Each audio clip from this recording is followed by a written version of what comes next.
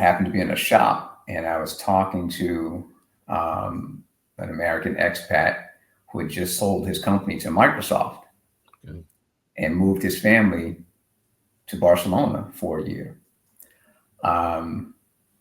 White American, and struck up this conversation, and it was a question that we've received.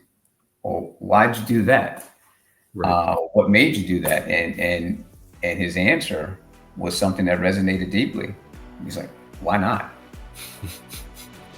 And love it. It was in that moment that I was like, yeah, why not?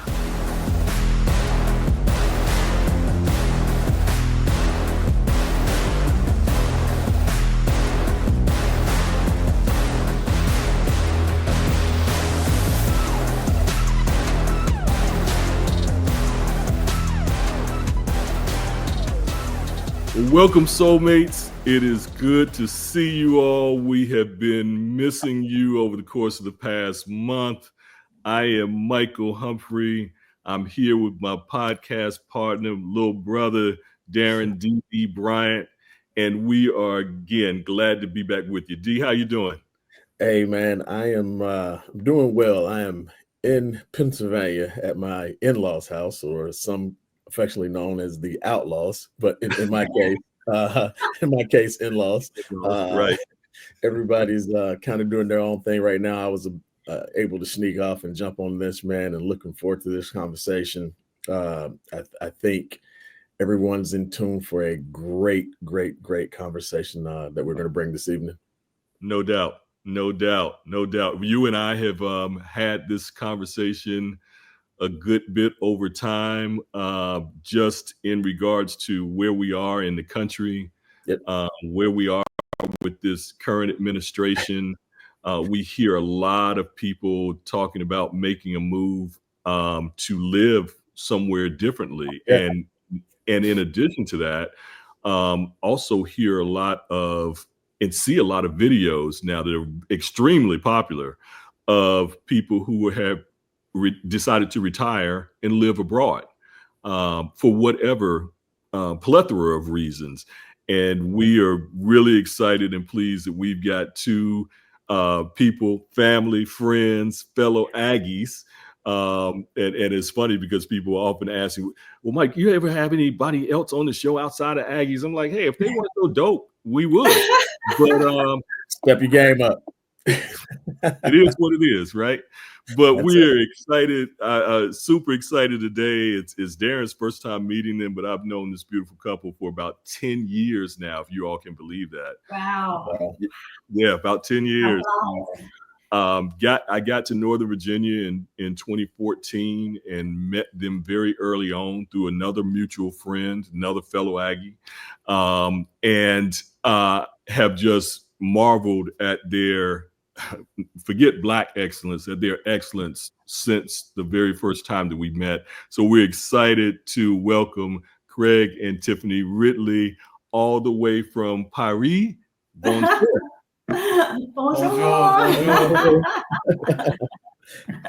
Yes, yeah, excited to have you all on.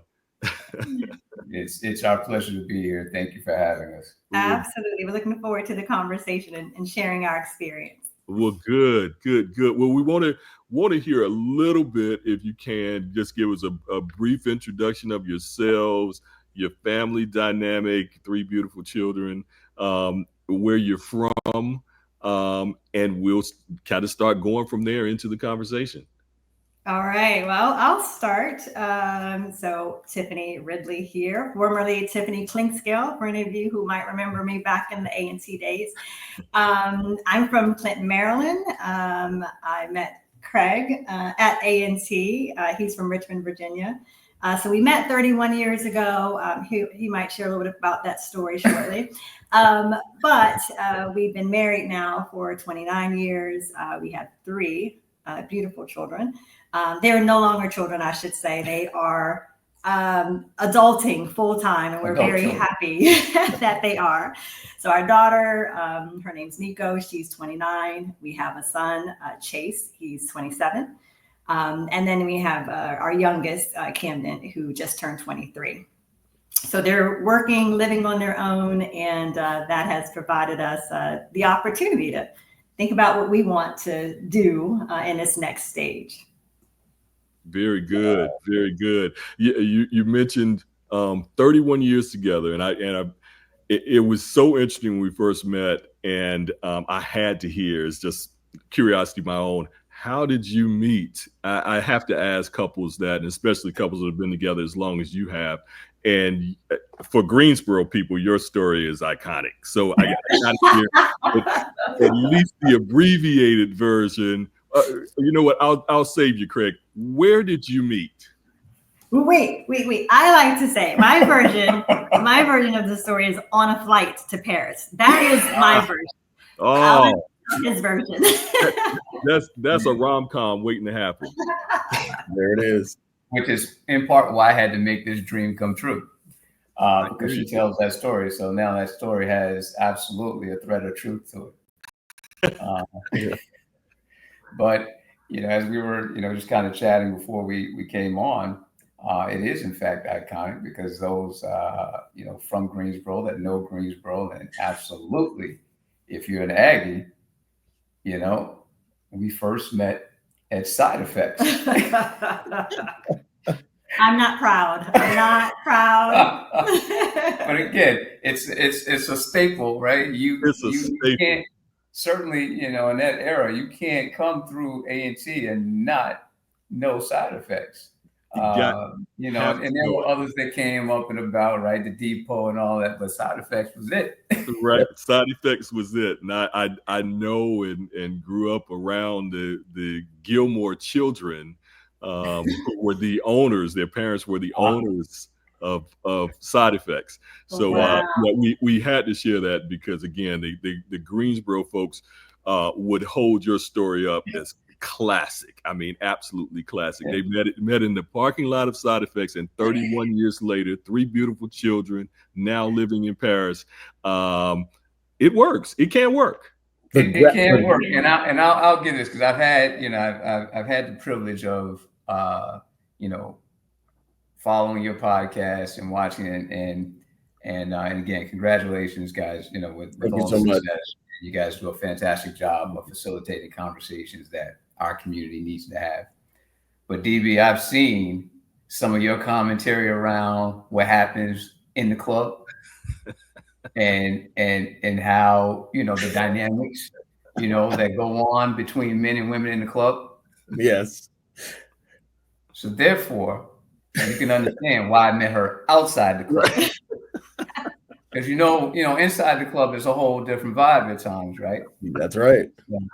But in any case, I'll just quickly say, it was a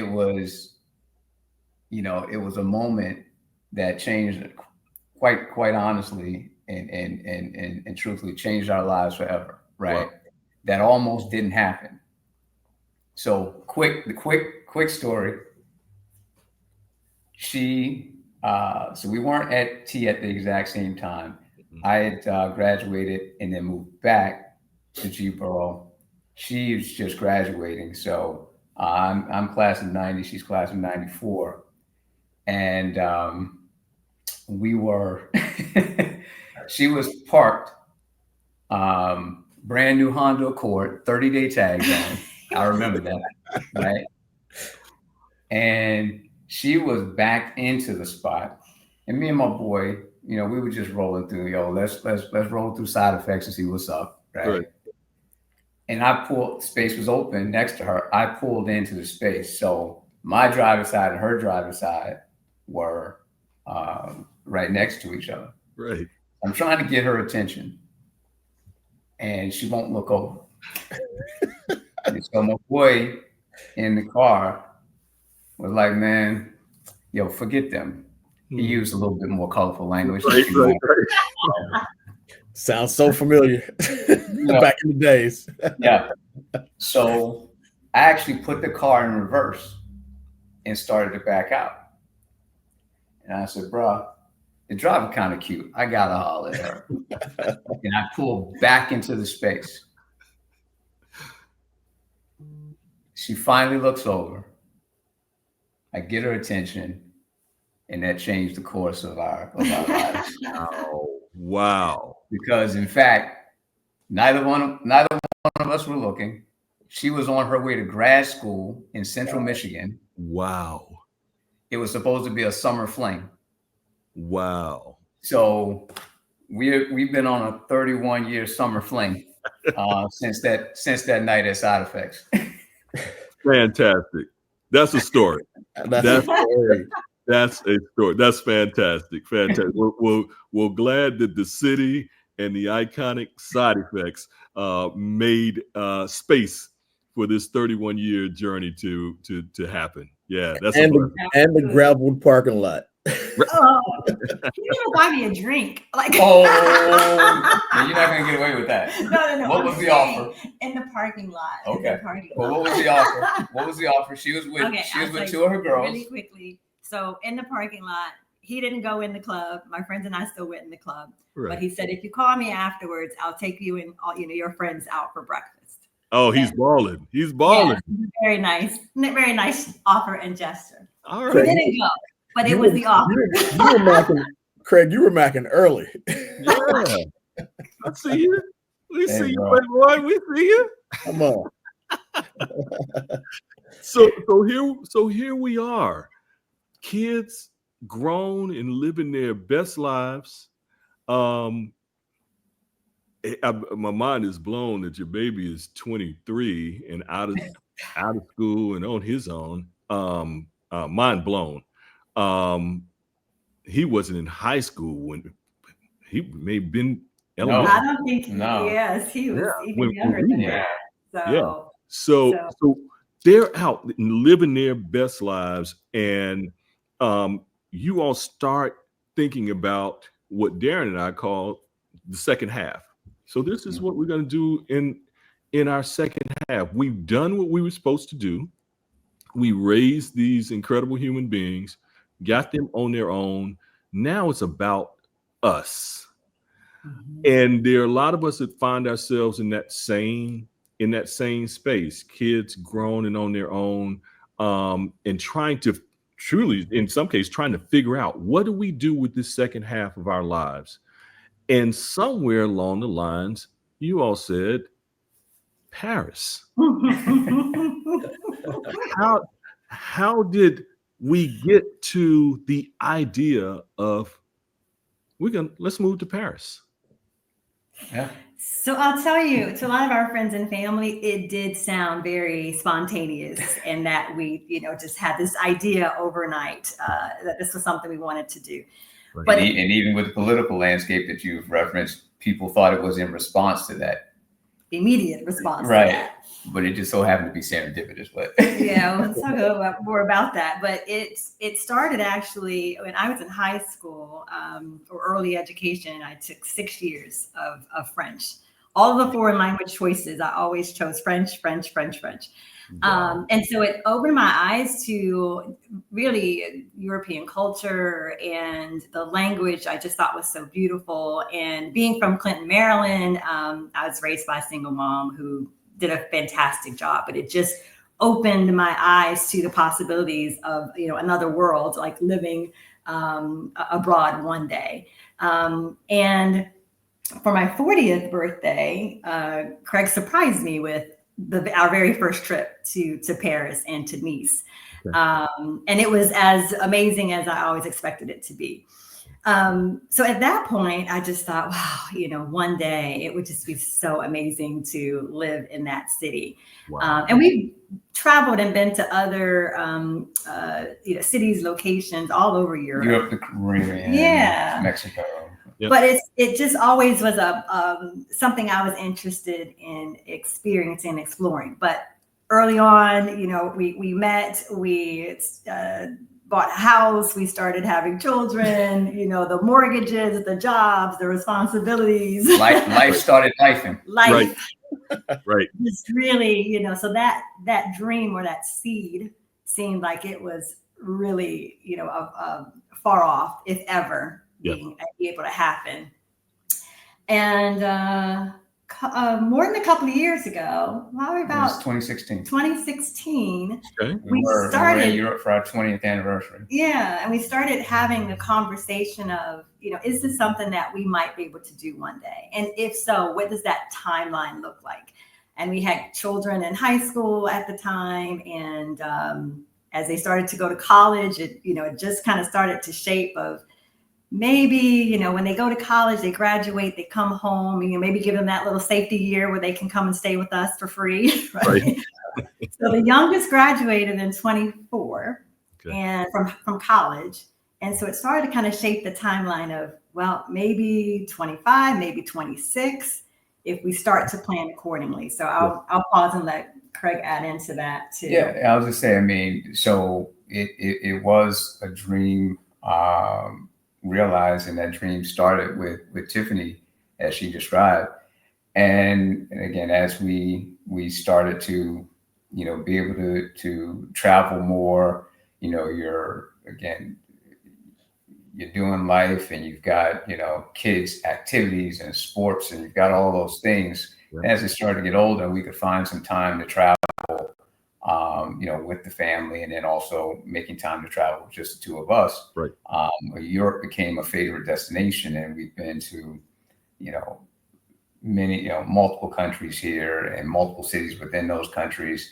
And that particular reference to 2016, we were in Barcelona, and I happened to be in a shop, and I was talking to an American expat who had just sold his company to Microsoft and moved his family to Barcelona for a year. White American, and struck up this conversation, and it was a question that we've received. Well, why'd you do that? Right. What made you do that? And his answer was something that resonated deeply. He's like, why not? And love it.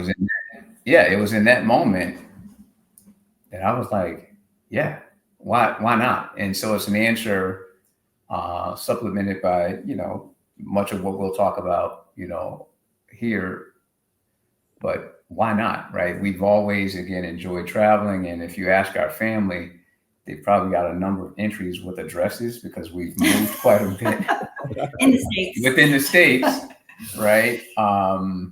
And by the way, because we consider Charlotte a second home, because that's where we met in Greensboro. We moved to Charlotte. We got married in Charlotte, and we had our first two kids in Charlotte, who those two actually have moved back home, if you will, where they were born. So, but traveling, moving, being open to change is something that's always been in our DNA as a couple. Yeah. And then when we started, we had the opportunity to travel. Our very first trip abroad was actually 2006.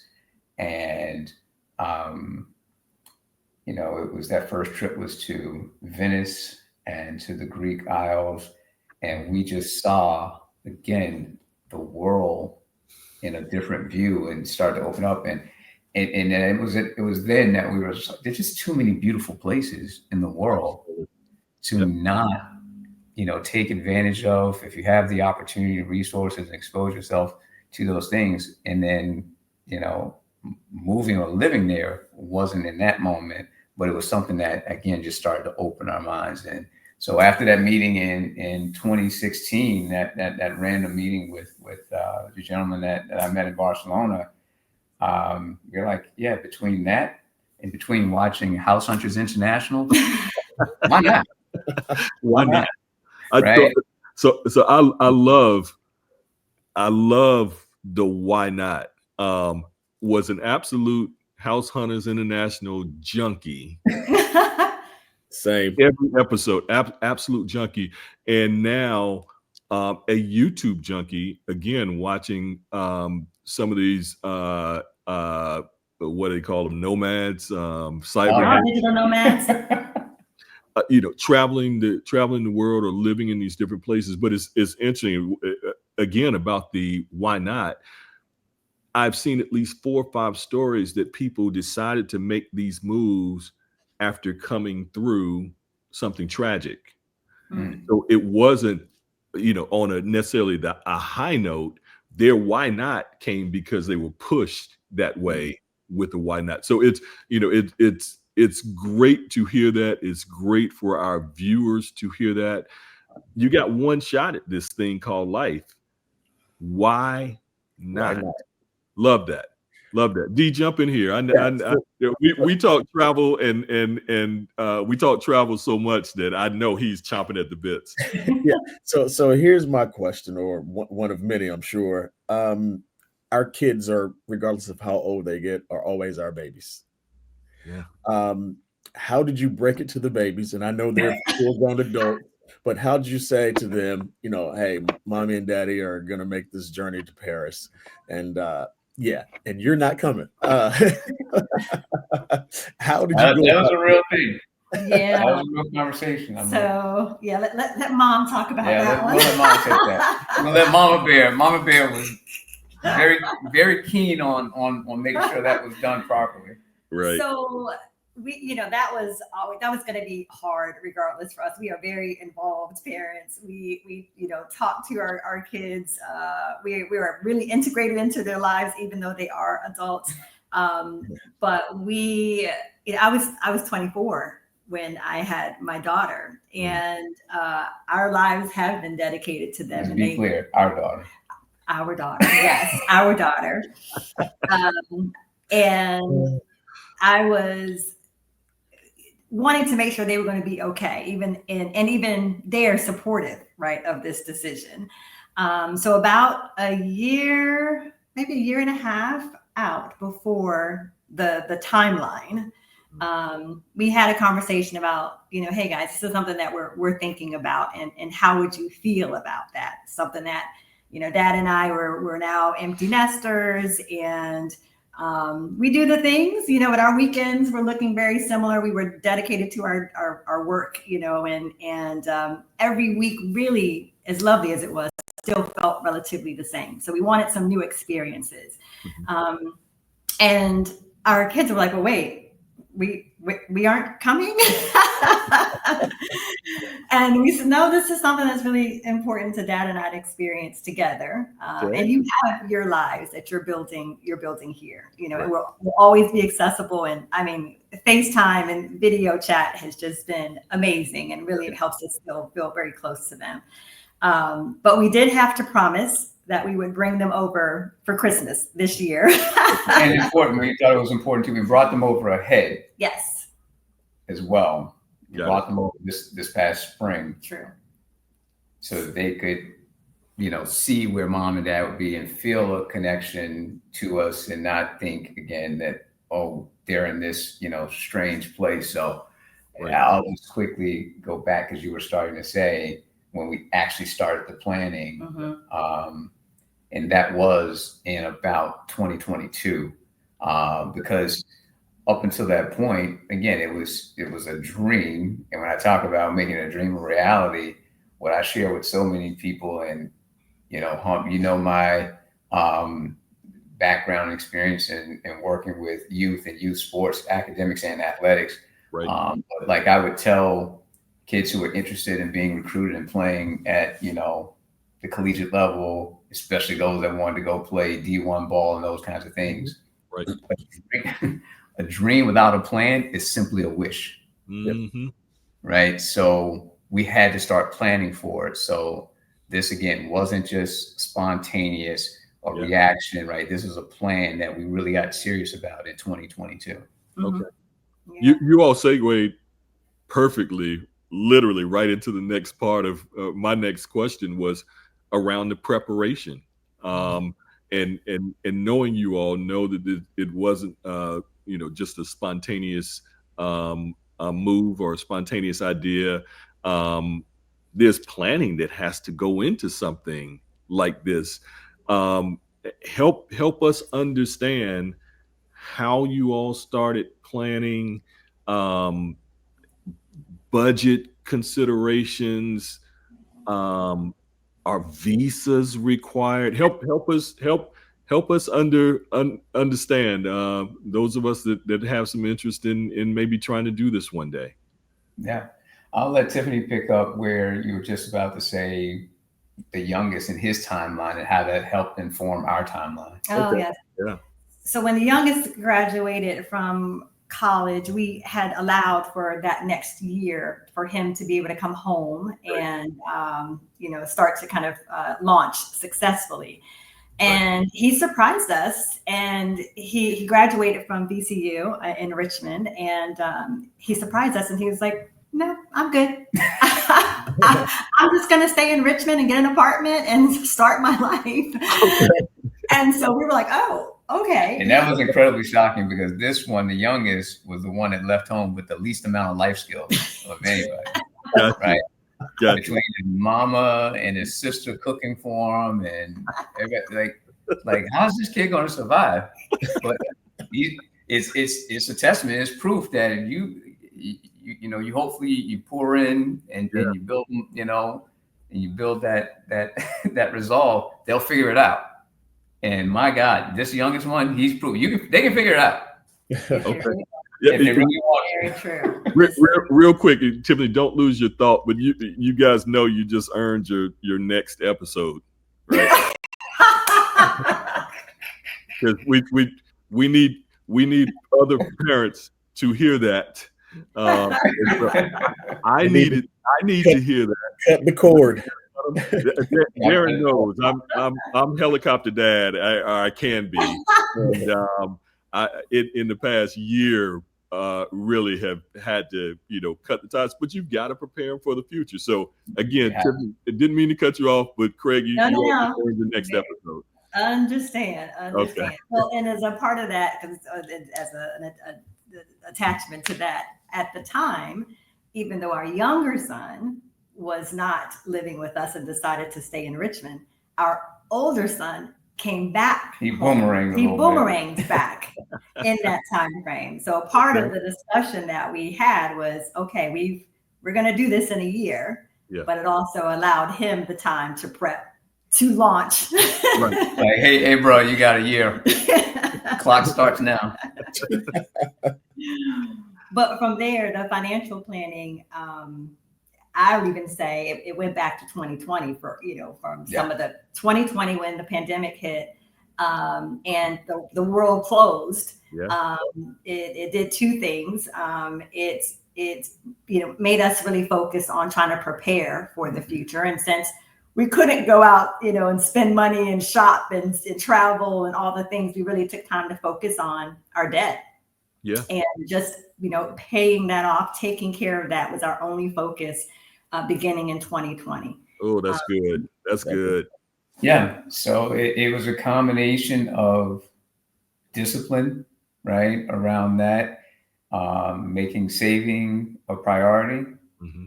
And then when, again, the reality started to come into more focus that we're actually going to do this thing, then we started talking through a number of iterations because I'll tell you, we both made the decision that we weren't going to work, that we were going to take a year sabbatical. Tiffany calls it an adult gap year. Right. Since we didn't get it early on, we're taking it. Right. And so, there when it comes to planning and budgeting, right, there are levels. It depends on, your lifestyle and your standard of living and what it is you want to do. So, because we actually initially looked at it, because again, we enjoy traveling Europe. We looked at one point, we thought about 3 months and 4 destinations. We thought about France first at the top of the list. We thought about Spain. We thought about Portugal and Italy, all places that we enjoy traveling. Okay. But that visa process and also the search for, a home, an apartment is so complex. We're like, let's just make Paris, let's find a home base and we're going to make that Paris and then we'll travel Europe throughout. So where you are, and pardon my lack of geography, but once you're in Europe, you can get to destinations via train, flights and such pretty easily, quickly. Yeah. And a lot of them within an hour or two. Here. What's that, D? I said in a lot of those places you can get to within an hour or two. Exactly. Yeah, I would say a couple, 3 hours, depending, right? And so yeah, in many instances, they call it the European Union for a reason, right? It's, when you think of Europe, just kind of think of, it geographically like the United States, and we're talking states versus countries, right? Mm-hmm.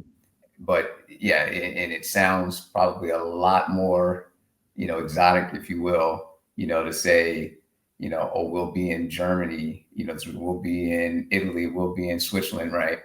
But the reality is, it's like, yeah, we'll be in Virginia, or we'll be in Carolina, or we're going over to Cali, right? And so from a, logistical, geographic, and distance perspective. Got it. You mentioned the visas real quick there. I'm sorry. You mentioned the visas, Craig. Is it the same with all European countries? It is not. Yeah. So there's what's called a Schengen visa that gets you a region within Europe, right? And so yes, that visa, but some of the requirements and the entry requirements are different by the countries. And then there are different types of visas. You've got work visas, you've got tourist visas, those things. So we're here, and then you've got short stay and long stay. So we are here on a long stay tourist visa with the option to apply for residency if we chose to. Okay. And that was a tip so we hired a consultant, which I would recommend to anyone planning something like this. That's good. There's so many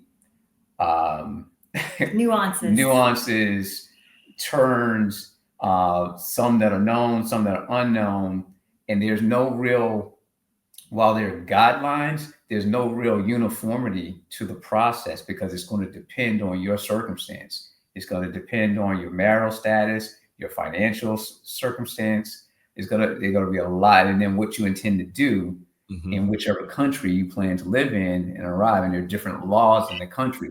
So there's no uniform, process in which your application will be reviewed even.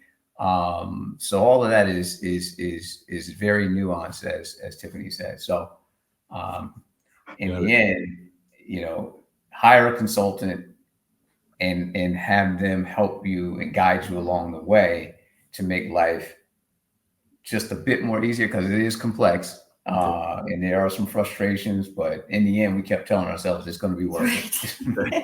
Now, are you guys required to leave the country for any period of time and then come back in as part of your visa? After a year. So a short stay is 3 months. And a long stay will get you beyond 90 days. So we can stay up to a year. And then we will have to either have it extended or leave the country and such. So got it. Yeah. So I have a few friends who are now either A, made the move abroad, or B, looking to make that move.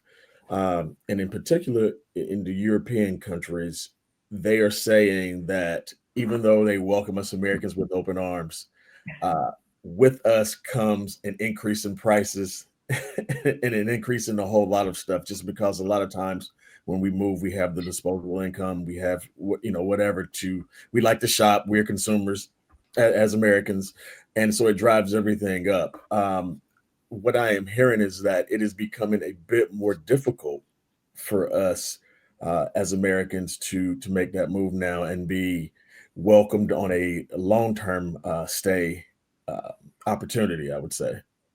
Are you guys finding that? I think our timing, blessing for us, our timing was just ahead of, some of the. Let me back up this a second. So my career is been HR, talent acquisition, and for the last 10 years, diversity, equity, and inclusion. So January 20th, my profession became illegal. Right. So the organization I work for, didn't make any sudden decisions or dissolve our organization at the time, but the writing was going to be on the wall, right, for those circumstances. So I literally can't do my job right now, which I think that also spurred our conversation about timing and what are we going to do with our house, and our house sold faster than we thought that it would, which is another blessing, another gate that kind of opened the door to this opportunity.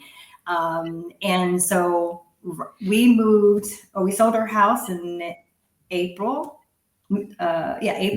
March. In March. And so as more of the, the administration's effect, right, on the country, I think it had sparked the interest of people saying, hey, there's got to be another way, a better opportunity or another experience, for us. And we really were ahead of all of that interest, I would say. So our visa, as challenging as it was to submit the application, the information said it should take about 6 to 8 weeks for a response to come back, and ours came back within 4 days. Wow. And when it happened, I said to Craig, "Well, we tried. That was the fastest rejection ever." Like I said, this can't be good news. You don't know what's happening, right? You just get a text and an email that says it's been processed, but it doesn't say it's been approved. Right. And it's on its way back. A package is on its way back to you. So we weren't aware that we were approved. We just knew that we had an answer within 4 days. And it was reasonable to think that it may have been, a declination. Right. And I think that our circumstances, you do have to purchase, health insurance as a part of your you gotta review package. Because in general, the countries that we may be interested in relocating to, they don't want Americans to be a burden on their systems, right? From the healthcare perspective, like you were mentioning, Dee, from the economy, unless you're adding to the economy. So if you're bringing a business, you're going to start a business in the country, that is an additive and would be beneficial and something more likely to get approved. So it's really important to decide where you're interested in going and then specifically do research for that country.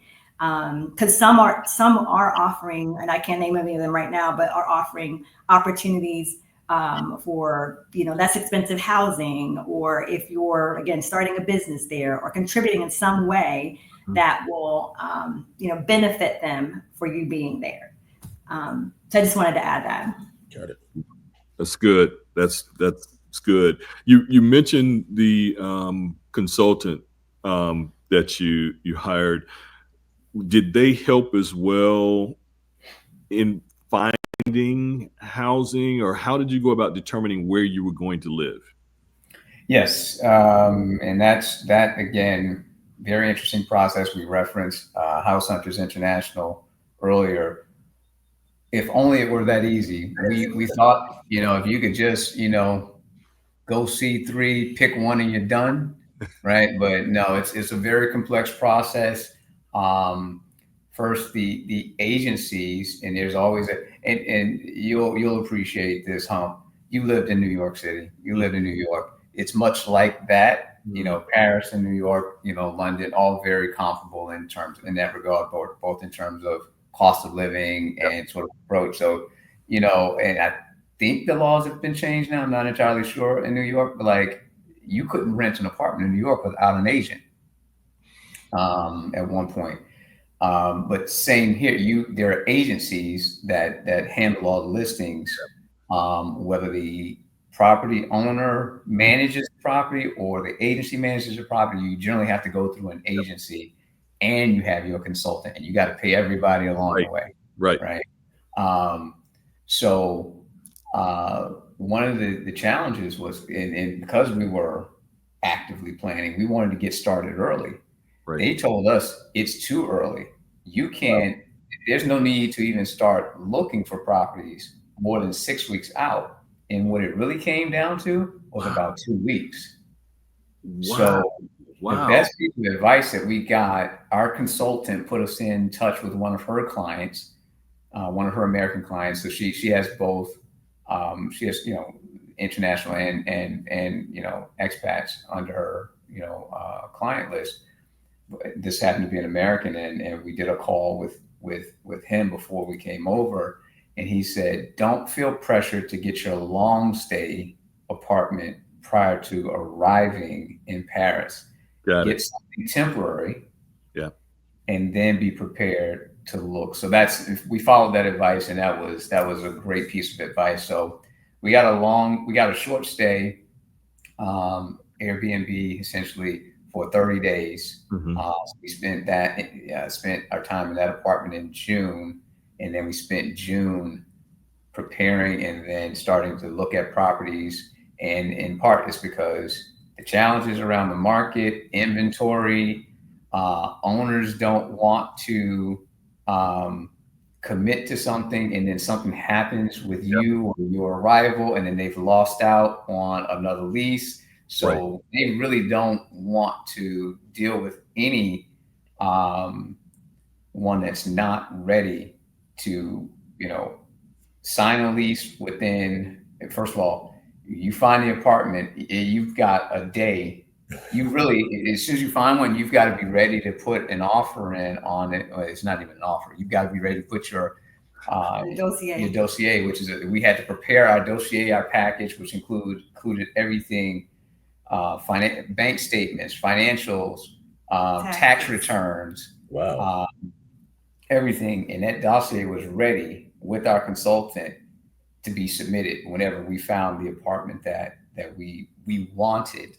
Not necessarily that day we would be, awarded a lease. And then the owners have a selection. They have an option to choose from multiple candidates. And so your package has to look attractive to them in order for you to be selected. So it goes fast, it happens fast, and you've got to be ready to sign the lease and move in really within a week to 2 weeks.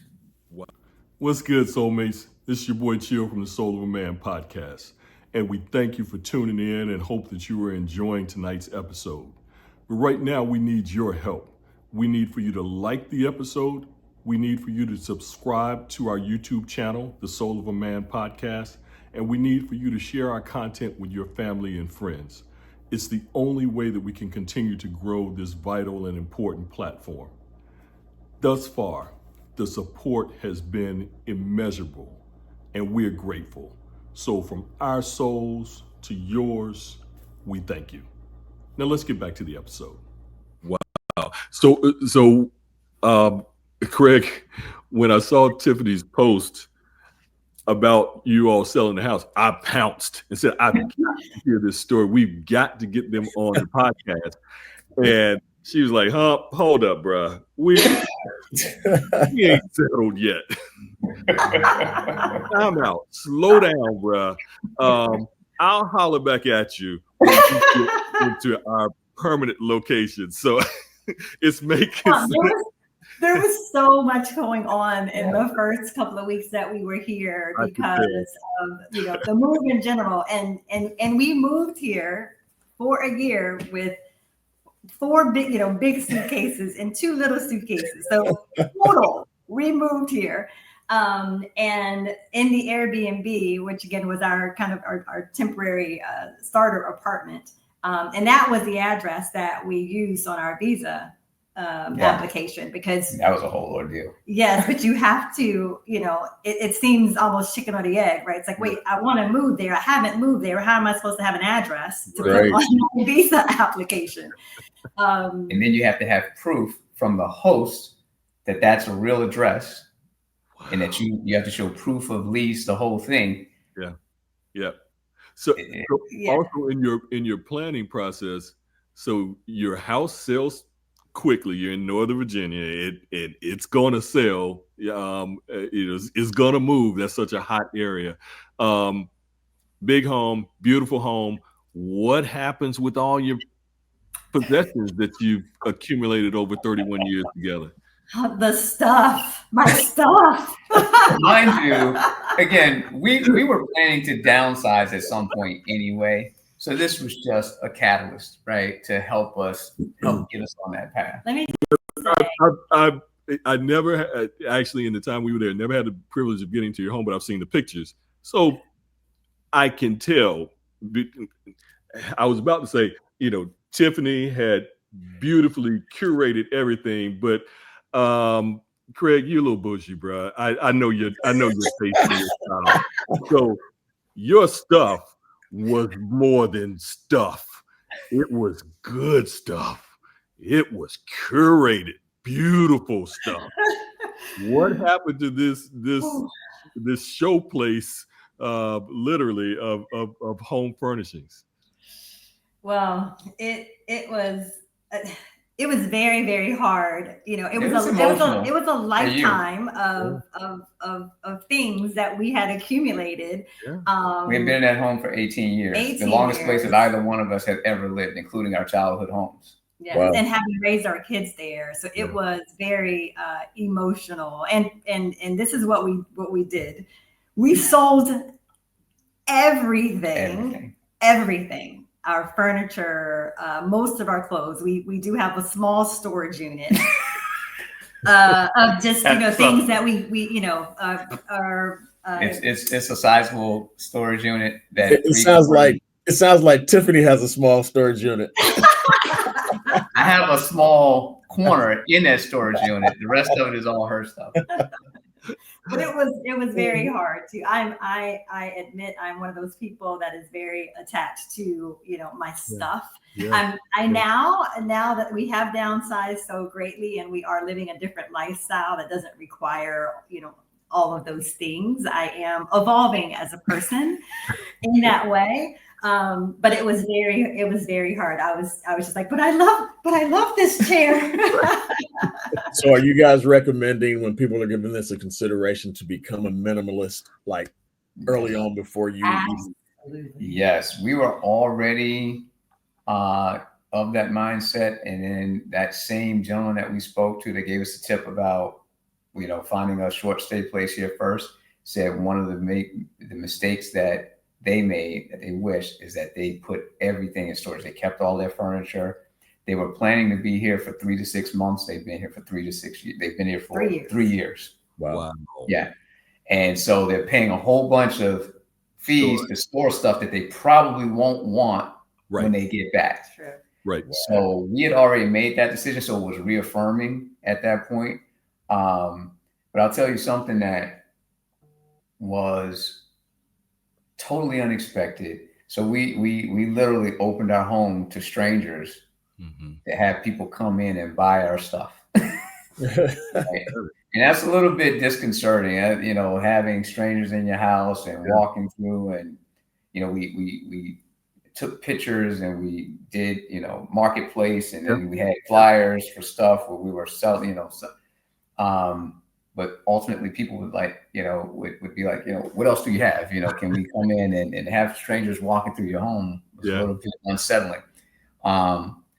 But all turned out to be good people. And something that was completely unexpected was, we had an appreciation. First of all, we know how privileged we are, how blessed we are to be able to have this once in a lifetime opportunity. Yep. And we had a sense when people started, when we would tell people, because obviously those people coming by, and these are complete strangers, are like, well, where are you moving to? And when we would say Paris, right, their minds were blown, right? Yeah. And what we quickly gained a sense of is that we were becoming inspirations for people who have thought about this or thinking about it, wish that they could. Absolutely. And what we, again, felt in that moment was grateful, right? Again, we already knew we were blessed, but just this gratitude, right? And appreciation for how people responded to us and our story. And those items that my lovely wife was having difficulty parting with became what we sensed, what we knew, what we were told is that they would become conversation pieces for those people that bought those things, that procured those things. Our dining room table, the couple that bought that said they're going to be sitting around that table telling people that they bought this from this couple that moved to Paris. And that was just again, just kind of unexpected and but a welcome. Really, blown away by the response. Well, I know that, and I believe that tenfold. I absolutely, positively do, and don't know whether this has even been a consideration of you all's. Craig, I know you're super entrepreneurial, but you do realize that you all are consultants in this now, right? We do. You really and truly are, having gone through it. I watch a lot of videos. There's a lot of interest in Africa now. A lot of folks looking at Ghana and South Africa and other portions of the continent. And literally, folks have become consultants in helping to bring people over and teach them how to do this. And it's so incredible because you're looking at people that look like you that have done this. And Craig, when you said mind blown, Darren and I have had so many conversations on this topic. So as much as I wasn't mind blown, I was equally mind blown, like folks you all have encountered in this, because not only do I look like them, I know them personally. and they have stepped out on faith, and they are doing it. They are doing this, and it's going beyond, again, just the lip service and I'm leaving the country, in reaction to the administration or reaction to whatever. You're doing it. So understand you all are the experts now. And I think you just nailed it, man. I think it takes a lot of faith, and B, it takes a lot of courage. It's one thing to talk about it. It's another thing to say, all right, all of this stuff that we've accumulated over the years, we're getting rid of it. We're selling our home. By the way, kids, we're out. And then to say, you know what? It's just me and you against the world, realistically. And that's kind of what it is. So yeah, kudos to you guys for doing that. But I'd be remiss if I didn't jump into this really quick. Because so many people who look like us didn't get a chance to travel abroad or don't get a chance to travel abroad. I've always been questioned when I came back from a country, how do they treat Black people? That's the $1 million question. And I used to always say, I get treated better than I do here. And I guess today that's probably even more prevalent than it's ever been. Real talk. Let's talk about it. Absolutely. I mean, that's been a question that we've received from friends since being here, and it is 100%. It is very different. It's in the European countries, they're very focused on nationalism, right? Yep. So if you're French, you're French, right? And I would say the only way that we were treated differently, and it's not poorly or badly, is just that, obviously we're still working on our French accents, right? So they know that we are not French, and can typically peg us as Americans, from every now and then we get away with it. So, but again, it's not being treated poorly, it's more so they just want to start speaking English to us, and we're like, no, we're practicing our French, so yes. Because they can be a bit impatient. People mistake the French for being rude. What it really is, in Parisians in particular, I mean, it's like, and particularly Paris, it's like any other city, right? You don't, in New York City, people don't smile and speak to each other, right? So that part is like any other cosmopolitan city. Yeah. But what we've come to learn and find out, and I was having this conversation with a friend, the French don't mind saying no. They're okay with no, right? You either want it or you don't. It's a whole answer. Right? It's a whole answer. No. But they do it with a degree of politeness, usually, or certainly respect, because sometimes it's respectable, but it may not come off as polite. But everything is, starts with bonjour or bonsoir and ends with s'il vous plaît, right? So it's good day, good evening, right? Please, and then I'm sorry, and merci, merci beaucoup. So there's some built-in respect there. But getting back, Darren, to your question, a dear friend, dear couple of friends, a couple of ours, as a parting gift, gave us a book called Paris Noir, and it chronicles the life of African Americans in the City of Light, right? So in Paris, I'm reading it now. It is a fantastic read. And I talked about again how the amount of gratitude and how grateful we were to have this opportunity. And understand that, not just for all people, but specifically for our community, for Black people, for African Americans, what we represent, right, in this moment. And if that weren't enough, reading this book, which talks about the history of African Americans here in Paris, starting in World War I, so in 1917, and I've just gone through the 1920s, and I'm in the 1930s now, and we're talking about names that we recognize: Josephine Baker, Paul Robeson. We're talking about names are escaping me now, but names that we know, but even people that I'd never heard of, unfortunately. Bricktop. I don't know if do you know the name Bricktop, right? But a prominent club owner here in Paris, and a very successful woman entrepreneur, right? And there's just so many names that I've come to know. And now, not only are we so grateful for what we've been able to, or what we're experiencing for present day African Americans, but the gratitude that we have for those that have come before us, and to be able to walk in their path, right?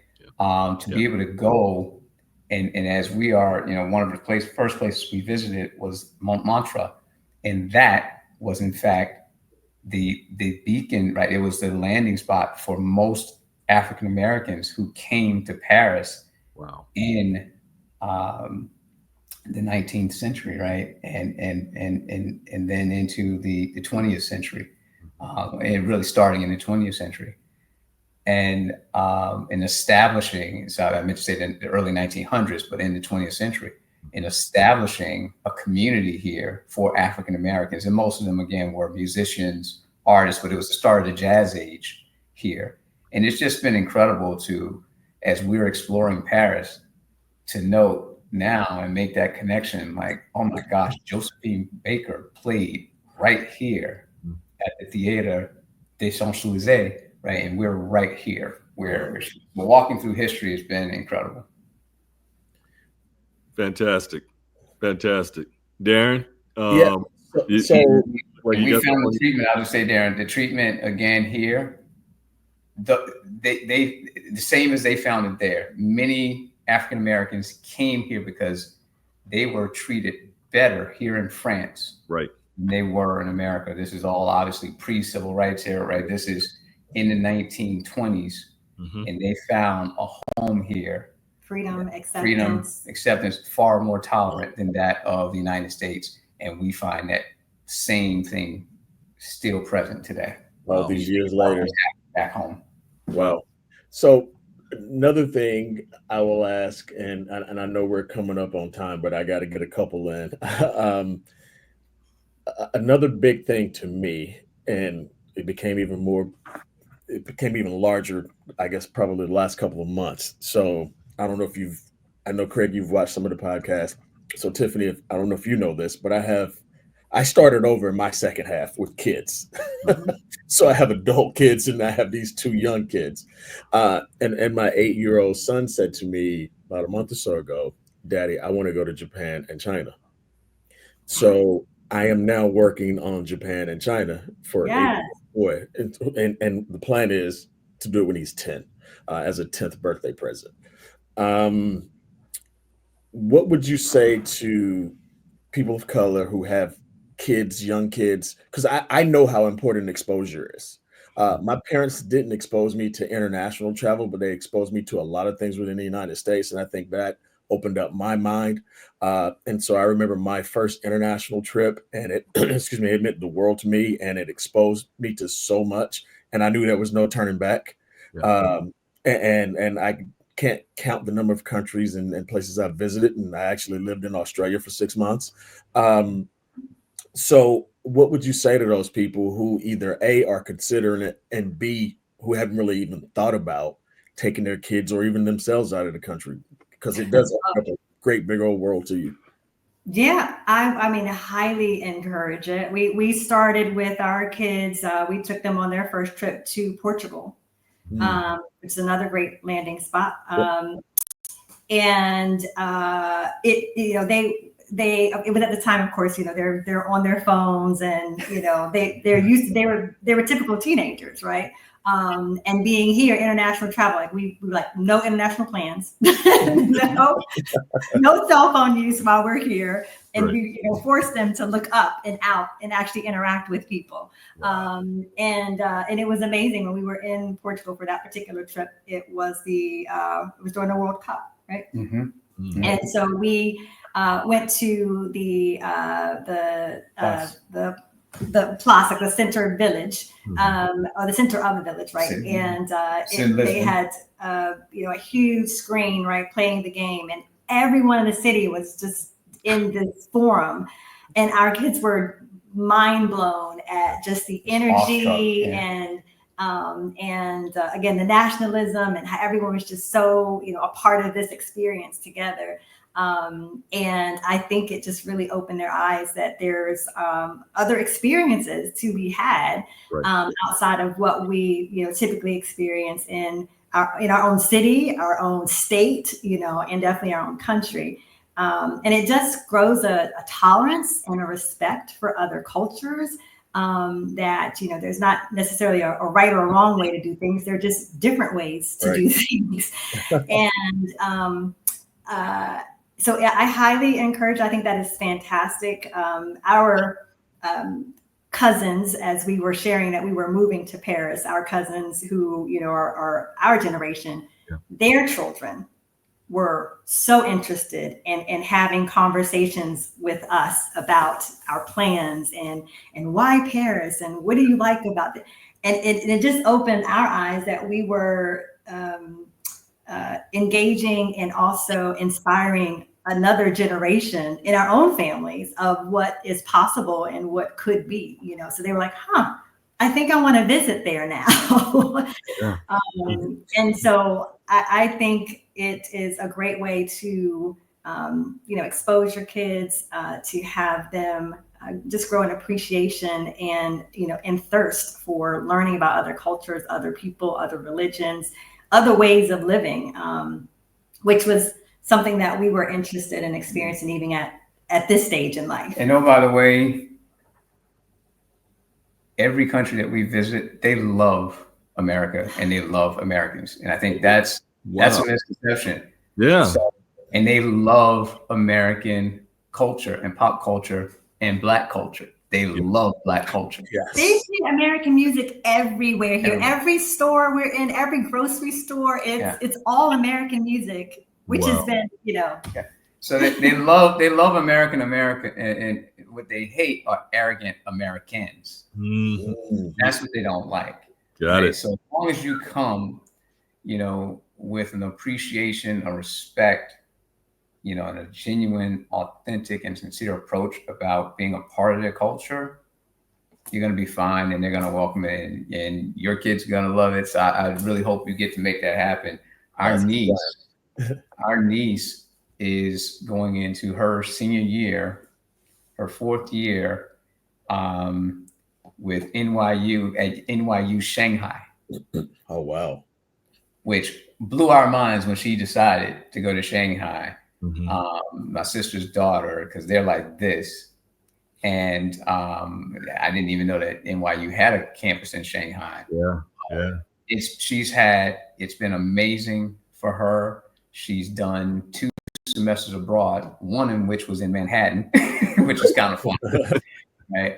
And then she did her 2nd semester abroad in London, and we visited her there. I mean, it's just so highly recommend it.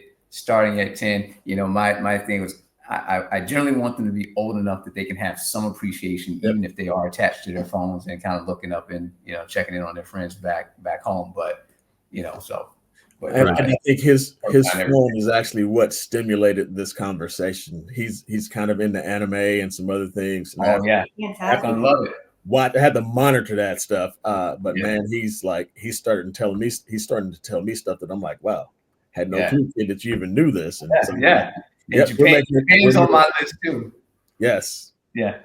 Yeah. That was my jumping off point. I've told Darren several times. Japan was my jumping off point at about 23, working for a Japanese company, and was sent over there to train for about 3 months in their sister facility, and came back to the States at the end of that time.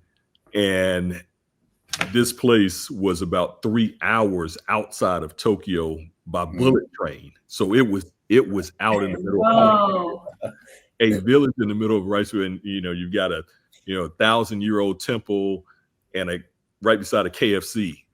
It was just mind blown. But it was the most incredible experience for me. First time out of the country like that, and mind blowing experience. And came back, landed, and the next day took off for Virginia Beach for Black Spring Break. Literally walked into a hotel room of my boys I had been in school with. I just graduated, been in school with for 4 years, and realized I had outgrown them in that one experience. Nothing against them, great folks, and they of course have done all sorts of travels and things at this point in their own lives. But in 3 months, my mind had gotten so expanded by the travel and coming back, saying, "Wow, okay, while I'm asleep, there's a whole nother world that's happening, going on, and just in an incredible exposure to the culture and everything else." So I strongly encourage it to anyone. It happens just that fast. You're 100% right. You're spot on. Strongly encourage it to anyone. And as much as I love the Caribbean, as much as I love Mexico, there are places outside of that for you to see in this great big world that are absolutely fascinating. So I've got to ask, best pastries you've ever had in your life? Quite frankly, it's the best everything. It really, really, really is. The quality of food here is just amazing and fresh and so simple. I mean, fresh bread every day here. So we have a kitchen, and we cook maybe about 3 or 4 nights a week. But every night we have fresh bread because it's available in every single corner. Yes, pastries and coffee, because I'm a coffee addict. But it's just delicious. But the quality is just amazing, and you notice it at every restaurant that you go to. They just really keep it simple and clean and healthy. I mean, I think the worst thing we probably do is we add some salt from here and there because, we like some seasoning. But outside of that, it is a really healthy lifestyle. And Craig probably wants to add about even the walking here, the walkability of the city, and taking the metro. And I mean, I marvel because I've had my own car, right, since since college, right? And now I don't have a car because we sold everything.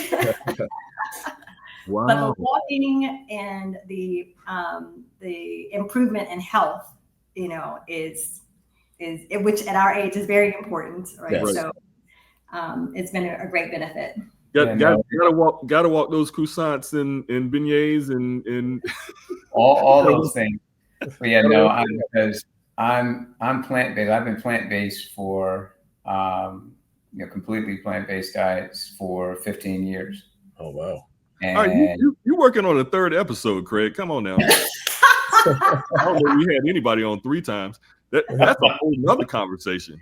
Yeah. So this absolutely suits my lifestyle, right? It's active. Again, the food, right? There is no bad food here. I mean, there is, right? But I'll say this, even the McDonald's over here, or at least in Portugal, the kids love, because the ingredients are different. Everything tastes different. The way that they prepare the food is different.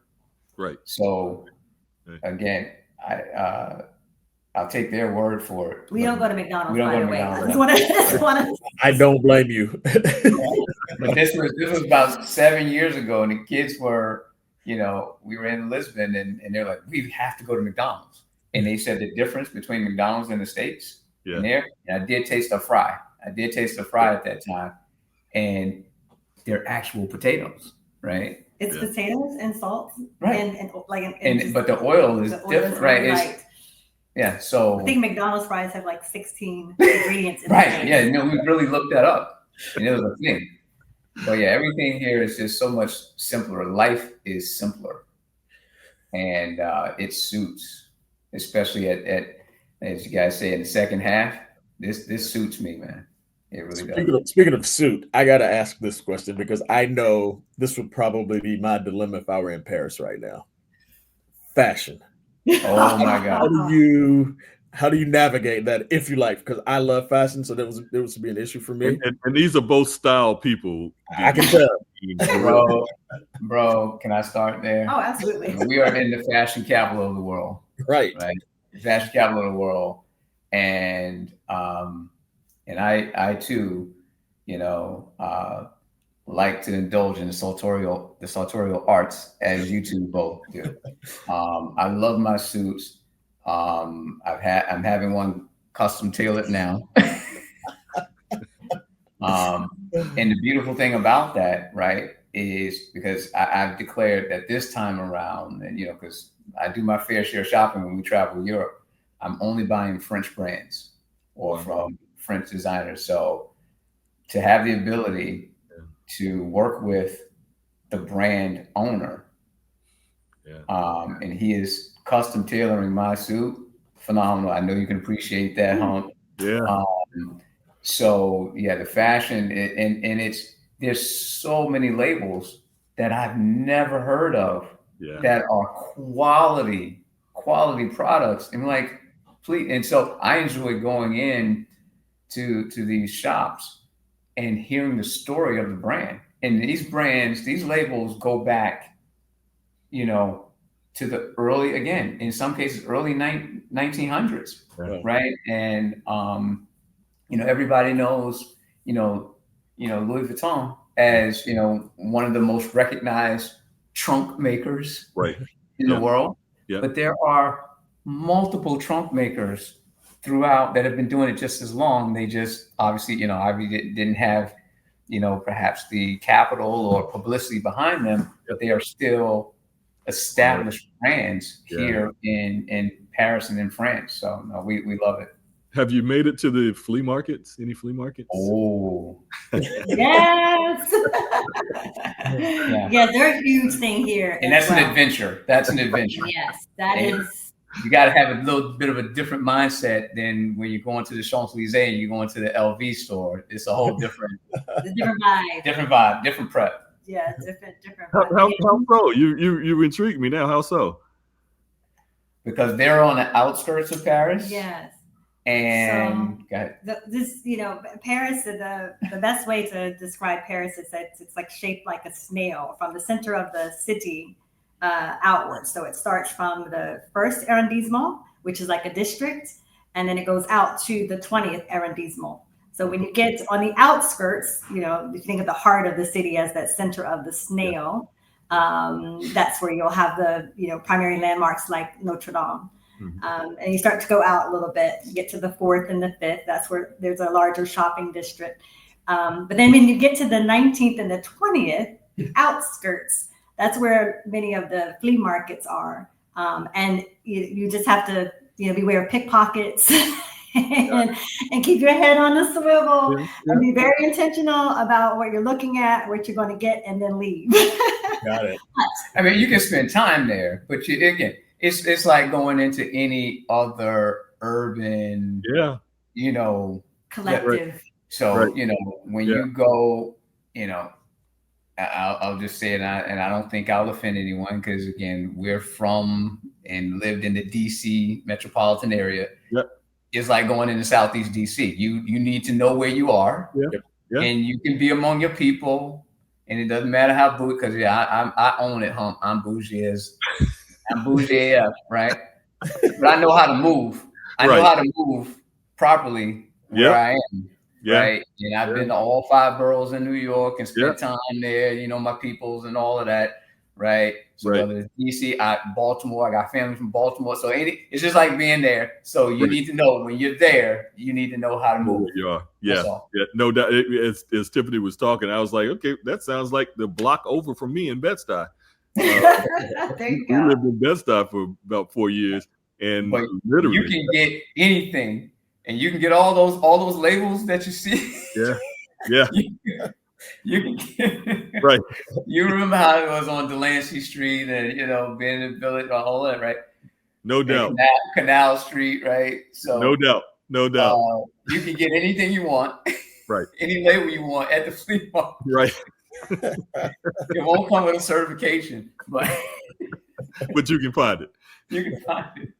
But that's where the one that we went to is probably one of the most popular ones, Vinyl Shop. Yeah, I don't know if y'all heard of Vinyl Shop. It's really popular on so IG. they sell, you know, vinyl records, and they have done a great job of really showcasing the you know, the music that they have, but also the guests and people that pop into their shop. So it's a destination. It's a destination. It's a lot of fun. I was watching a show at one point, and some folks had gone to a Paris flea market, and they were in search of vintage Louis Vuitton trunks, which is where their start really came from, those products. And it was an amazing show. It was a vendor that kind of specialized in these vintage pieces, and the trunks were just phenomenal. Like, what are you gonna do with it? And they literally brought it home and made a coffee table. Wow, beautiful! Put a piece of glass over it, and I was like, that fly. And then they'll have pop-ups. So they're people who have access to a lot of the, you know, the houses, right? And they can't resell, you know, all the stuff that, you know, when they prepare for the shows. Yeah. All those clothes, they acquire those clothes from the shows, from the runway, and then they'll hold pop-ups in spots throughout the city. And that's more in the city. So that's outside of the flea markets. That's in the city. And you can get some great, and this is authentic stuff that you can get great deals for. Again, it won't come with a certification, but it is legitimate. It's real product. Right.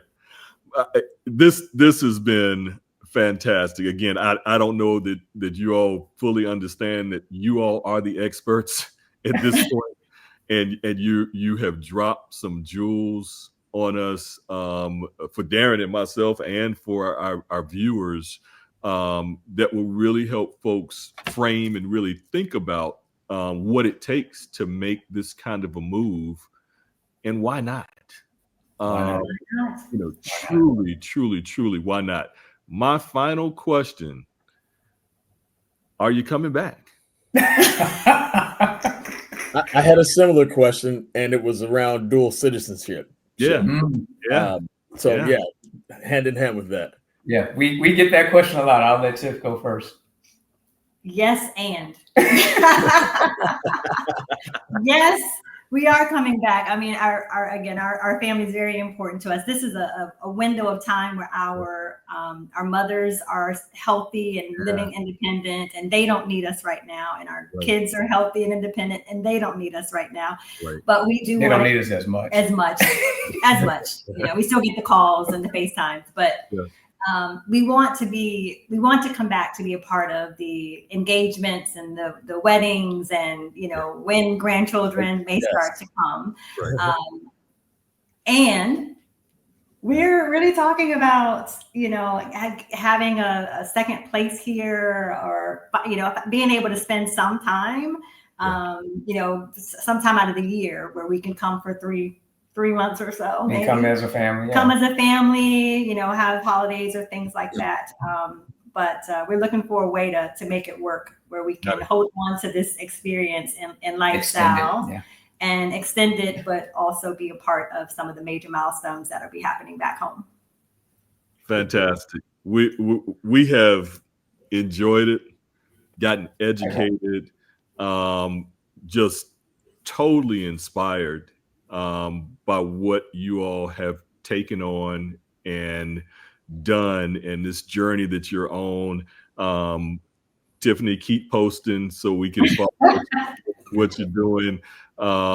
It really and truly is an inspiration. You all are a beautiful couple. Like I said from the beginning, have always just exemplified excellence on top of excellence in what you've done and who you are, and continue just set the standard and continue to inspire us. We love you. You're a part of, have been a part of me. You're now part of the Soul of a Man podcast family for life. And we look forward to the next episode with you. So, you know, here we are, Soul of a Man podcast, soulmates. We told you we were coming back with a bang. Darren and I took the month of July really off to regroup and rest a little bit and come back focused and hopefully bringing you more content that helps to add to your lives and wherever you are in it. But certainly if you're in the second half, we hope this is something that adds to you and to your life, and we will see you the next time. Peace.